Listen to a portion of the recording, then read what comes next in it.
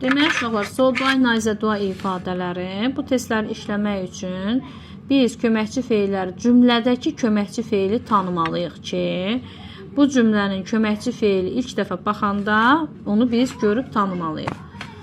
Sonra və bəzi qaydalar var ki, cümlələrin təsdiq və yaxud da ki, inkar olması. Bunları da bilməliyik. Elə başlayaq birinci testimizdən. Baxırıq ki, cümləmiz inkardır. Cümləmiz inkardır. Doesn't.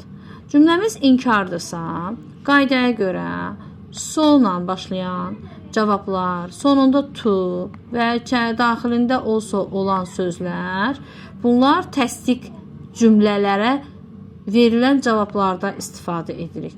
Yəni, inkarlıq cümləsindən so, to işlədə bilmərik, cavab verə bilmərik. C ilə Y getdi. So, to, also nədir? Təsdiqlərə cavab verilir. Və inkar cümlələrinə isə neither və either-də cavab veririk. Birincisi, D variantında either-ə baxırıq. Either burada nədir? Either sonda gəlməlidir.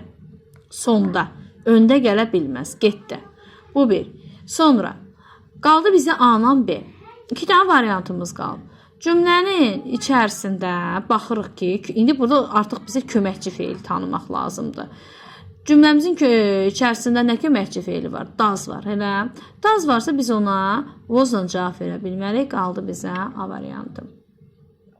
Sonra keçir ikinciyə. Yenə də cümləmiz inkar cümlədir. Nəyə görə, nələri çıxarıq birinci buradan? So'ları çıxarıq. Sonda to'su olanı çıxarıq. Uşaqlar, bu to'nu var. Bunun üstündən xətt çəkdim. Hətta bu cümlənin özü də səhvdir. Niyə səhvdir? Çünki to özü təsdiqlə işlənir. To notla işlənməz. Amma yenə də çıxırıq biz bunu. Sonra qaldı bizə either, neither, ya A-dır cavab, ya da D-dir. Either-ın haqqında nə dedik? Either sonda gələr və özü də nə ilə işlənər? Təsdiqlə yox, inkarlıqla işlənər. Təsdiqdə işlənməz. Məsələn, baxırıq ki, bax, either sonda gəlir, inkarla işlənməlidir. Amma neither öndə gəlməlidir, özü də təsdiqlə. Neither-ın n-sına yadınızda saxlayın. Yəni, bir cümlədə iki olmaz. Neither not və yaxud da neither digər bir inkarlıq ola bilməz. Neither təsdiqdə olmalıdır. A variantı burada düzdür. Burada A olacaq. Sonra keçirik bura. Does-a aid dedik. Have-a aid baxaq. Cümləmizin köməkçi feili have-dir.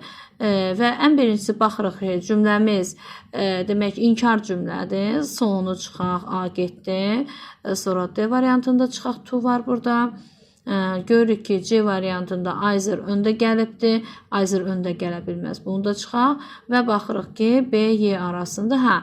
Bayaq dediyək ki, neither inkarla işlənməz, yəni notla işlənməz. B variantında çıxırıq, qaldı bizə Y variantı. Sonra burada köməkçi feilləri fərqli olan 11-ə baxırıq. 11-də yenə də həmin qaydaları tətbiq edirik. Cümləmiz yenə inkarlıqdır. Ümumiyyətlə, bu sınaqda çoxsu inkarlar olmalıdır. Məncə elə hamısı inkardır. İnkardır. İnkardırsa nəyə çıxırıq? Sonu çıxırıq. Tonu çıxırıq. A, son. B, D, Y çıxacaq. Sonra birində var ki, neither nə ilə veribdir?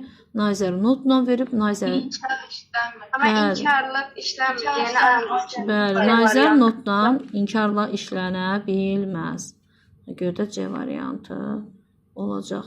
Sonra gedək, məsələn, baxaq burada 15-ci testimizə baxaq. 15-ə baxaq. Yenə də baxırıq cümləmiz necə cümlədir? Cümləmiz inkardır. Yenə A.